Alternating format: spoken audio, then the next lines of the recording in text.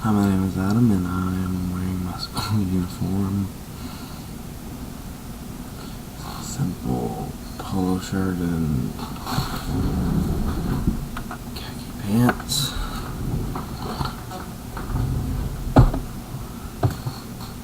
But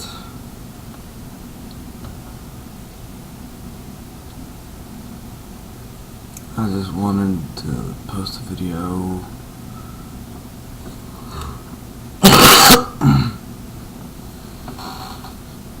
about the history of video games, since most people don't know. In fact, I'm not even sure about the whole history, so I'm going to be using Wikipedia as my source.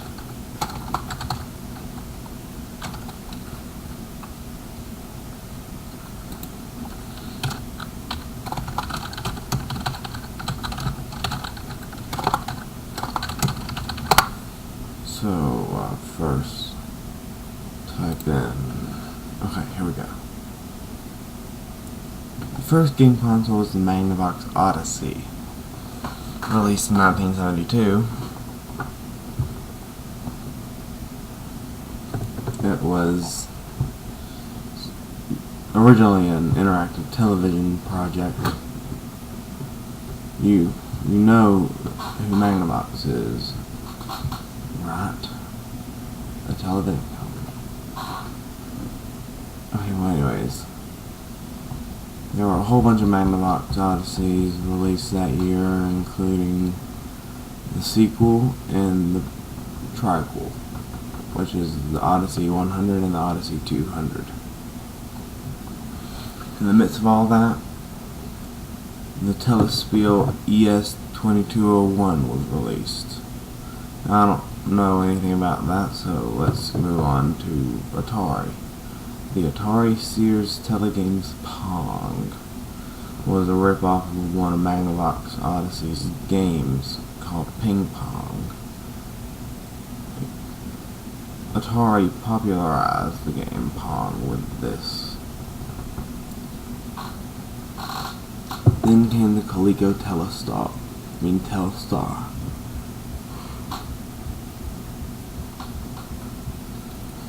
And finally, the Nintendo Color TV game in 1977. It was only released in Japan, so we don't have any record of it here in America. Then came 4-bit consoles, which would be your Fairchild Channel F, Atari 2600, and television, Atari 5200, etc. But it was also the time of the release of the Nintendo Game & Watch, the Umbrelli Microvision, the ColecoVision, and the Sega SG-1000. Oh, and the Intellivision. Okay. I'm basically just listing off game consoles that were made. Third generation was 8-bit. Most popular one in the 8-bit era, which is third generation, was the old school Nintendo, also known as the Nintendo Entertainment System.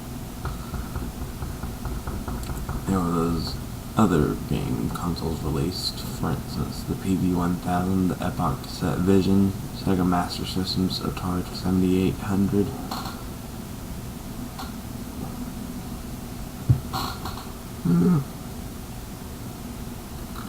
And that's all the consoles released for the third generation. Then came fourth, which was known as 16-bit era.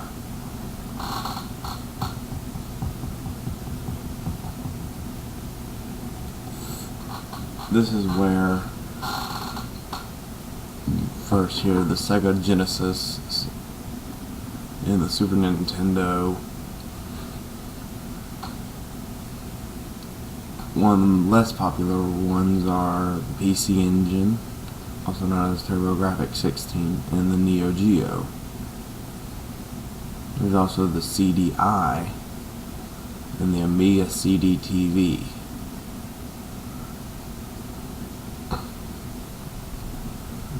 There were also a few handheld systems released that year.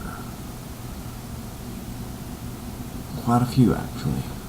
The Game Boy, not the Game Boy that you know and love now, but it was more of a, hold on, I have one to show you.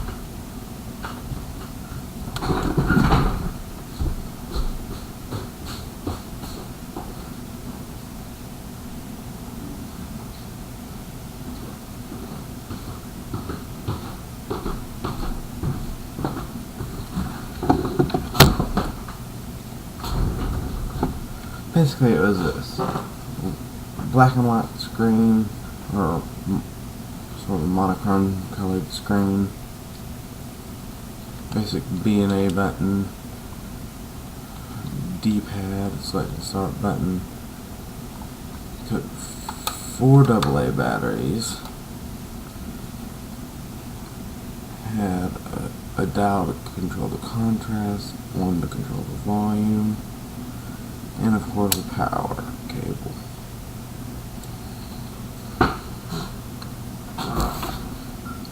There was also the Atari Lynx and the Sega Game Gear.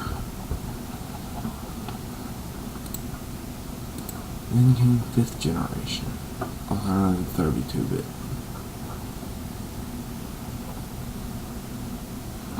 Which is, and also 64-bit.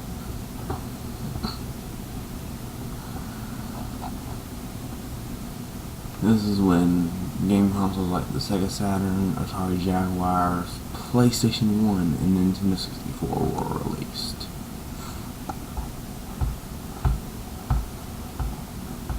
Also, the Game Boy Light and the Game Boy Color were released. I don't have a Game Boy Color to show you, but it's basically just a colorized version of the Game Boy. Now, one generation before current time was 128-bit era, where the Dreamcast was made first. The Dreamcast was supposed to be a great console, but it didn't get sold out as well as Sega thought it should, so yeah. So it went out of business and Nintendo bought them off. Or actually, it was a freebie company. Yeah. Then came the PlayStation 2, the Nintendo GameCube, and the Xbox, along with the GBA, also known as the Game Boy Advance, the Game Boy Advance SP, and the Game Boy Micro. And of course, the hated Nokia N-Gage, the phone that is also a video game console. Whenever you try to talk on it, it looks like you're holding a taco to your ear.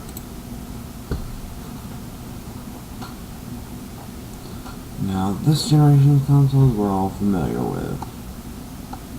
Xbox 360, PlayStation 3, and Wii. The Nintendo DS, PSP, and iPod, /iPad, /iPhone. There's also a new console coming up soon called the Pandora.